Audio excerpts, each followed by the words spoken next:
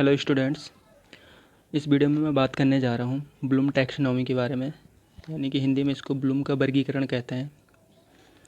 और ये जो टैक्सोनॉमी जो वर्ड है ये लाइफ साइंस से रिलेटेड है। वहाँ पे जो जीव जंतुओं का या प्लांट्स का जो क्लासिफिकेशन किया जाता है उसको टैक्सोनॉमी के अंदर रखा जाता है, इसलिए यहाँ पे भी क्लासिफिकेशन किया गया है। जो एजुकेशनल ऑब्जेक्टिव्स होते हैं इसलिए इन्होंने इसको टैक्सोनॉमी कहा है।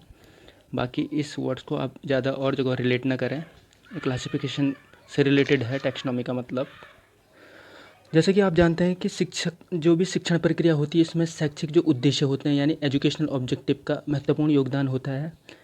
कोई भी जब टीचिंग करते हैं हम तो बिना उद्देश्यों की टीचिंग नहीं की जाती है, उसके पीछे कुछ ना कुछ उद्देश्य होते हैं और सही मायनों में इन उद्देश्यों की पूर्ति के लिए संपूर्ण शिक्षा प्रक्रिया चलती रहती है।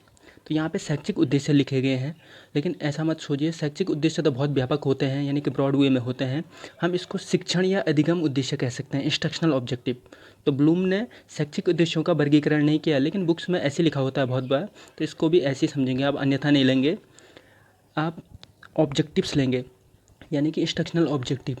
इनका मतलब ये होता है कि ये कक्षा में जो टॉपिक आप पढ़ाने जाते हैं उस टॉपिक से रिलेटेड क्या उद्देश्य है, उसको पढ़ने के बाद बच्चे के व्यवहार में क्या परिवर्तन आने वाला है, वो इंस्ट्रक्शनल ऑब्जेक्टिव हुए। इनको शिक्षण या अधिगम यानी कि टीचिंग और लर्निंग ऑब्जेक्टिव या इंस्ट्रक्शनल ऑब्जेक्टिव भी कहते हैं। तो ब्लूम ने क्या किया, ब्लूम के टैक्सोनॉमी के अंतर्गत सीखने के इन्हीं उद्देश्यों का वर्गीकरण किया गया है। ब्लूम ने सीखने के या शैक्षिक जो भी कहो आप, सीखने के उद्देश्यों का वर्गीकरण उन्होंने जो बालक होता है या जो बच्चा होता है या व्यक्ति होता है उसके 3 पक्षों के आधार पर किया। उन्होंने कहा कि जो बालक के होते हैं 3 पक्ष होते हैं, वो ये 3 पक्ष हैं: कॉग्निटिव डोमेन, अफेक्टिव डोमेन और साइकोमोटर डोमेन, यानी ज्ञानात्मक पक्ष, भावात्मक पक्ष और क्रियात्मक पक्ष, जिसको मनोक्रियात्मक भी लिख सकते हैं आप। तो इन्होंने कहा कि किसी भी बालक के ये 3 पक्ष होते हैं और इन्हीं को आधार मानकर उन्होंने क्या किया, अपने शैक्षिक उद्देश्यों का वर्गीकरण किया। तो उन्होंने देखिए, ये है इनकी टैक्सोनॉमी। ब्लूम की टैक्सोनॉमी कुछ ऐसी है, देखिए। तो ब्लूम की टैक्सोनॉमी उन्होंने जो बालक के 3 पक्षों को आधार मानकर उन्होंने 3 पक्षों में ही टैक्सोनॉमी को बांटा: ज्ञानात्मक पक्ष, भावात्मक पक्ष और क्रियात्मक पक्ष। ये शैक्षिक उद्देश्य हैं, यानी कि इंस्ट्रक्शनल ऑब्जेक्टिव्स को उन्होंने 3 पार्ट्स में डिवाइड कर दिया: cognitive domain, affective and psychomotor में। अब इसको मैं बता दूं, ये 3 पक्ष आ चुके हैं। 3 पक्ष में से जो पहला पक्ष है ज्ञानात्मक पक्ष, और बहुत ही इंपॉर्टेंट पक्ष है किसी भी कक्षा में शिक्षण करने की दृष्टि से। तो ध्यान दें, ज्ञानात्मक पक्ष को उन्होंने 1956 में स्वयं 6 वर्गों में बांटा। ये देखिए, ब्लूम ने, ये टैक्सोनॉमी ब्लूम की ही है, बहुत लोग कन्फ्यूज ना करें, ये पूरी टैक्सोनॉमी ब्लूम की है। यानी कि ब्लूम ने शैक्षिक उद्देश्यों के बताए जो ज्ञानात्मक पक्ष, भावात्मक और क्रियात्मक, लेकिन ज्ञानात्मक पक्ष का वर्गीकरण जो किया वो ब्लूम ने ही किया। जबकि भावात्मक और क्रियात्मक पक्ष का, ये देखिए, भावात्मक का पक्ष का जो वर्गीकरण किया वो 1964 में करथवाल व मारिया ने किया। क्रियात्मक पक्ष का 1969 में सिम्पसन ने किया। लेकिन ये 2 पक्षों को अभी हम साइड रखते हैं, बात करते हैं ज्ञानात्मक पक्ष की, क्योंकि ये बहुत इंपॉर्टेंट पक्ष है। क्योंकि जितने भी शिक्षा शास्त्री हुए वो ये मानते हैं, और ब्लूम भी खुद मानते हैं, कि कक्षा शिक्षण में अधिकतर इन्हीं पक्षों की या इन्हीं उद्देश्यों की पूर्ति हो पाती है। भावात्मक और क्रियात्मक पक्ष की पूर्ति बहुत कम हो पाती है, या कुछ विषय ऐसे हैं जिनमें हो पाती है। अन्यथा अधिकतर विषयों में या अधिकतर टॉपिक से रिलेटेड जो उद्देश्यों की प्राप्ति होती है वो ज्ञानात्मक पक्ष के उद्देश्यों की ही प्राप्ति हो पाती है। इसलिए ये कह सकते हैं कि क्लासरूम टीचिंग से बहुत ज़्यादा रिलेट करते हैं, बहुत इंपॉर्टेंट है बालक के सीखने की दृष्टि से। तो ब्लूम ने इनका वर्गीकरण, इनको बांटा, इन्होंने 6 भागों में बांटा, सभी 6 भागों में बटे हैं, लेकिन ब्लूम ने इसको बांटा तो ज्ञान, बोध, प्रयोग, विश्लेषण, संश्लेषण, मूल्यांकन, यानी ज्ञान, knowledge, understanding, application, analysing, synthesis और एवोल्यूशन। ये ब्लूम के ज्ञानात्मक पक्ष का वर्गीकरण है जो कि ब्लूम ने स्वयं किया। जबकि देखिए, भावात्मक पक्ष का वर्गीकरण करथवाल और मारिया ने कुछ इस प्रकार किया, इनको आप देख सकते हैं: अधिकरण, अनुक्रिया, मूल्य आंकना, धारणा, व्यवस्थापन, चरित्रीकरण। और क्रियात्मक पक्ष का सिम्पसन ने किया: उद्दीपन, कार्य करना, निरंतरण, सामंजस्य, स्वाभाविकरण, आदत निर्माण।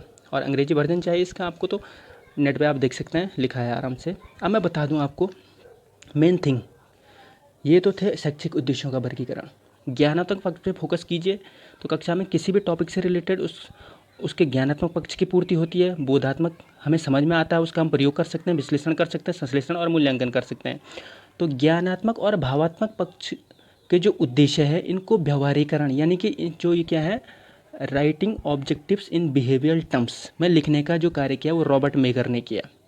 समझ लो, कॉग्निटिव जो अफेक्टिव डोमेन है इसके उद्देश्यों को व्यवहारिक रूप में लिखने का जो कार्य किया, इन उद्देश्यों को व्यवहारिक रूप में लिखने का कार्य रॉबर्ट मेगर ने 1962 में किया, जबकि क्रियात्मक पक्ष के उद्देश्यों को व्यवहारिक रूप में लिखने का कार्य रॉबर्ट मिलर ने किया 1962। मिलते जुलते नाम है ये, रॉबर्ट मेगर, ये मिलर, सन वही है 1962, तो आपको समझ जाना चाहिए।